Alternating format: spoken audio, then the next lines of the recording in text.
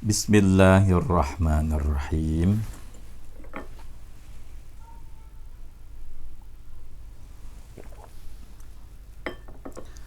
Firman Allah yang diturunkan kepada Nabi kita Muhammad sallallahu alaihi wasallam terkadang menyebut dirinya dengan sebutan Alkitab, sebagaimana yang bisa kita baca di dalam surah Al-Baqarah ayat 2. Zalikal kitabu la raiba fih.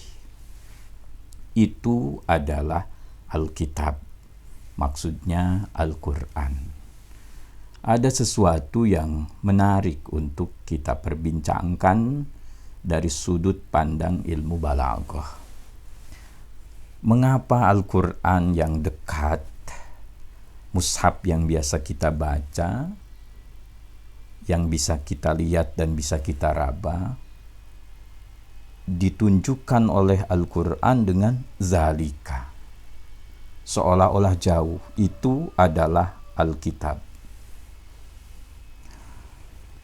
Dalam ilmu balaghah, jika ada subjek dari sebuah kalimat menggunakan isim isyarah, itu maknanya bisa saja untuk menunjukkan keagungan atau kemuliaan. Jadi zalika di situ tujuannya adalah liqasdi ta'dimil musnad ilaih, untuk mengagungkan, memuliakan musnad ilaih, subjek dalam hal ini firman Allah.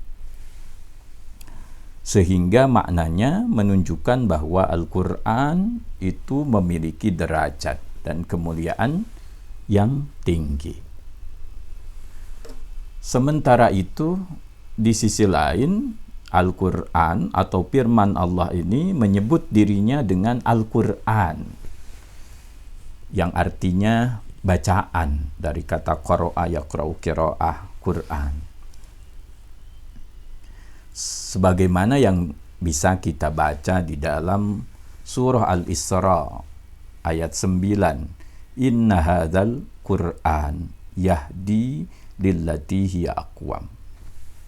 Sesungguhnya ini adalah Al-Quran, dia memberikan bimbingan kepada jalan yang lurus.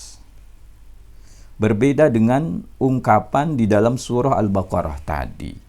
Isim isyarah yang digunakan sebagai musnad ilaih pada surah Al-Isra ayat 9 ini menggunakan kata haza, dekat. Apakah dia punya implikasi makna yang sebaliknya dengan tadi?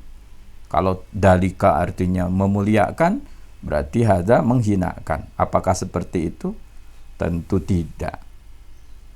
Haza di situ tidak menunjukkan untuk makna menghinakan Al-Quran, tapi untuk menunjukkan kedekatan Al-Quran dengan kita, sesuai dengan makna asli dari haza, itu isyarah lil qarib. Dengan demikian, maka perspektif kita mengenai Al-Quran, Al-Quran adalah kitab Allah yang mulia, tapi sekaligus juga harus dekat dengan kita, sehingga Al-Quran menjadi karakter akhlak bagi kita dalam kehidupan sehari-hari, seperti yang dicontohkan oleh Nabi kita Muhammad sallallahu alaihi wasallam, kana khuluquhu Al-Quran. Akhlak Nabi itu adalah Al-Quran. Lalu ada yang mungkin bisa kita ambil pesan lainnya.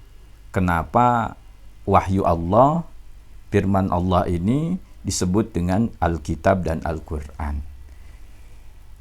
Tulisan dan bacaan. Ini dua hal yang menandai budaya literasi.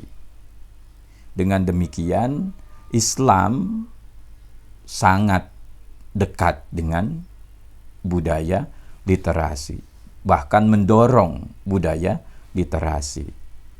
membaca dan menulis. Dengan membaca, kita menjadi punya banyak pengetahuan, dan dengan menulis, maka kita bisa menyebarluaskan pengetahuan dan kebaikan bagi semua orang. Disitulah kemuliaan akan kita dapatkan, baik sebagai pribadi maupun sebagai bagian dari kelompok sosial atau bangsa ini. Terima kasih.